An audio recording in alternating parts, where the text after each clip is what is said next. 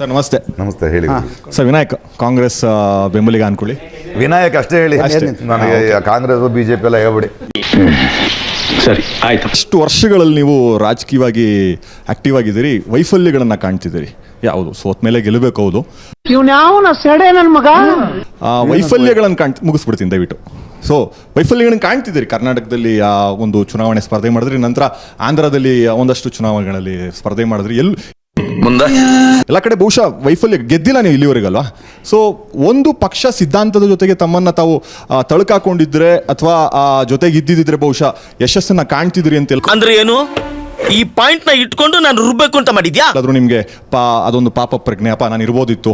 ಕಳೆದ ಚುನಾವಣೆ ಅಂದ್ರೆ ಯೋಚನೆ, ಆತ್ಮಾವಲೋಕನ ಮಾಡ್ಕೊಂಡಾಗ ಅಲ್ಲ, ನಿಮ್ಗೆ ಅವ್ರ ಪ್ರಶ್ನೆ ಆತ್ಮಾವಲೋಕನ ಮಾಡ್ಕೊಂಡಾಗ ಚುನಾವಣೆಯಲ್ಲಿ ಬೇರೆ ಕೆಲಸ ಇಲ್ಲ ನಂಗೆ, ಎಲ್ಲಾ ಕಡೆ ಕಳ್ರ ಅವ್ರೆ, ಸುಮ್ಮನಿರಿ. ಸರಿ ಆಯ್ತು,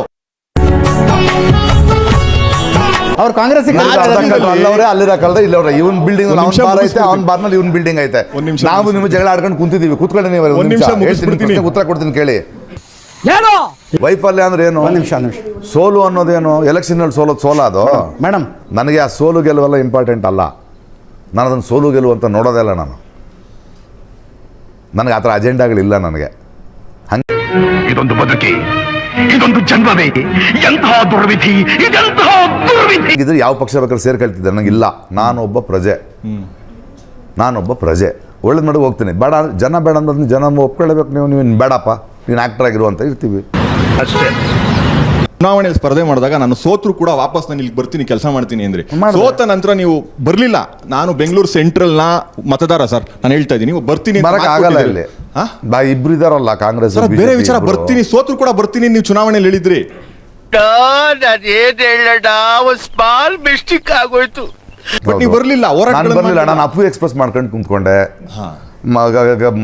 ಕನ್ನಡದ ರಂಗಭೂಮಿಯ ಯಂಗ್ಸ್ಟರ್ಸ್ಗೋಸ್ಕರ ಒಂದು ನಾಟಕ ರಂಗ ಶುರು ಮಾಡ್ಕೊಂಡು ಕುಂತ್ಕೊಂಡೆ. ಒಂದು 3-4 ಜನ ಹಳ್ಳಿಗಳನ್ನ ದತ್ತು ತಗೊಂಡೆ. ನನ್ನ ಮೇಲೆ ಆಣೆ ಇಟ್ಟೇಳು, ನನ್ನ ಮೇಲೆ ಆಣೆ ಇಟ್ಟೇಳು. ನಾನು ಆ ಕೆಲಸ ಮಾಡಿದೆ.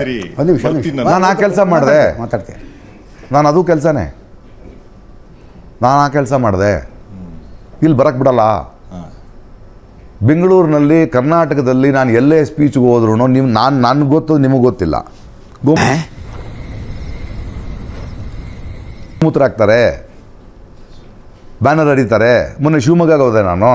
ಅವ್ರಿಗೇನು ಹರಿಯುತ್ತೋ ಗೊತ್ತಿಲ್ಲ. ನನಗೆ ಏನು ಮಾತಾಡ್ತೀನಿ ನನಗೆ ಮುಂಚೆನೇ ಬ್ಯಾನರ್ ಹರಿದ್ಬಿಡೋದು, ಗೋಮೂತ್ರ ಕ್ಲೀನ್ ಮಾಡೋದು. ಏನು ಮಾಡೋಣ ಆ ದೇಶದಲ್ಲಿ? ಅಸಹನೆ ಅಲ್ವಾ? 90ರ ಚುನಾವಣೆ ನನ್ನ ಮೇಲೆ ನಿನ್ಗೆ ಯಾಕೆ ಇಷ್ಟು ದ್ವೇಷ? ನಾನು ಏನ್ ತಪ್ಪು ಮಾಡಿದ್ದೀನಿ? ನೀವು ಸ್ಪರ್ಧೆ ಮಾಡಿದಾಗ ನಾನು ಸೋತ್ರು ಕೂಡ ಬಂದ್ರೆ ಇಲ್ಲಿ ಈ ತರ ಇದಾರೆ. ಅವ್ರು ಇರೋ ಸರ್ಕಾರ ಉಳಿಸಿ ಇವ್ರು ಬಂದ್ರು. ಬನ್ನಿ ಸರ್, ನಿಮ್ಗೆ ಗೊತ್ತ, ಗನ್ ಇಟ್ಕೊಂಡು ನೀವ್ ಇರ್ತೀರೇನ್ರಿ?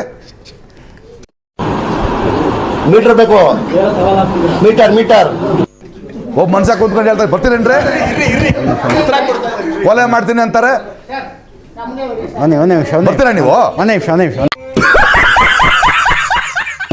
ಪ್ರಕಾಶ್ ರಾಜ್ ಅವರ ಪೊಲಿಟಿಕಲ್ ಆಂಬಿಷನ್ಸ್ ಇದೆಯಾ ನಿಮ್ಗೆ? ಇಲ್ಲ, ಏನೂ ಇಲ್ಲ.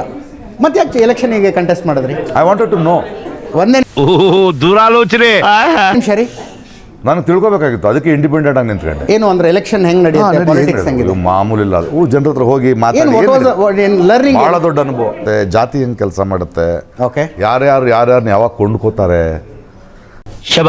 ಇವ್ರ ಬಾರೊಳಗೆ ಅವ್ರ ಬಿಲ್ಡಿಂಗ್ ಇದೆ, ಎಲ್ಲರೂ ಒಂದೇ ಇದಾರೆ, ಇದೆಲ್ಲ ತಿಳ್ಕೊಳಕ್ಕೆ ಸಾಧ್ಯ ಆಯ್ತು. ಮತ್ತೊಂದು ಎಲೆಕ್ಷನ್ ಕಂಟೆಸ್ಟ್ ಮಾಡೋ ಯೋಚನೆ ಏನಾದ್ರು ಇಲ್ಲ?